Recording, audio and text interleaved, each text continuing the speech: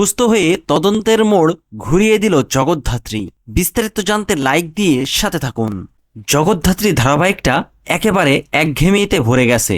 এই ধারাবাহিকে কোনো নতুনত্ব নেই, ঘুরে ফিরে সেই এক জায়গায় গল্পটা বসে আছে। আসল অপরাধীরা কোনোভাবেই শাস্তি পাচ্ছে না। যদিও দুর্গা মুখার্জি পরিবারের চেয়ারে বসে মুখার্জি পরিবারের বিজনেসটাকে নিয়ন্ত্রণ করছে, মুখার্জি পরিবারের মালকিন হয়েছে, কিন্তু তারপরেও তার চেয়ারটা কেড়ে নেওয়ার জন্য মেহেন্দি বৈদেহী মুখার্জি ও চন্দ্রনাথ মুখার্জি একের পর এক ষড়যন্ত্র আর চক্রান্ত করেই চলেছে। শুধু তাই না, 20 বছর আগে যে অপরাধীরা জগদ্ধাত্রীকে মেরে ফেলতে চেয়েছিল, জগদ্ধাত্রীর মেয়ে দুর্গাকে মেরে ফেলতে চেয়েছিল, সেই অপরাধীরা এখনো বহাল তবিয়াতেই ঘুরে বেড়াচ্ছে। তাদের যেন কোনোভাবেই শাস্তি হচ্ছে না। যদিও বা দু একবার তারা ধরা পড়ছে, জেলে যাচ্ছে, কিন্তু আবারও এরা কোনো না কোনোভাবে বাইরে এসে তাদের ষড়যন্ত্র আর চক্রান্ত চালিয়ে যাচ্ছে।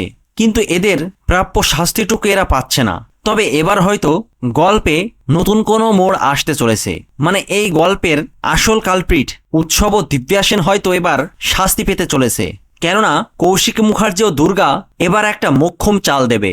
তারা জগদ্ধাত্রীকে যে কোনো মূল্যে সুস্থ করে তুলবে, আর জগদ্ধাত্রী সুস্থ হয়ে পুরো খেলাটা ঘুরিয়ে দেবে।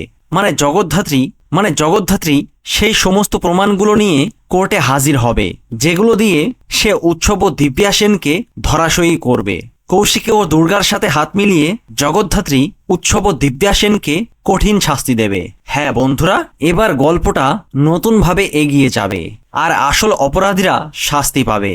আর এই সমস্ত নতুন নতুন সব চমক পেতে আমাদের চ্যানেলটিকে সাবস্ক্রাইব করে সাথে থাকুন। ধন্যবাদ।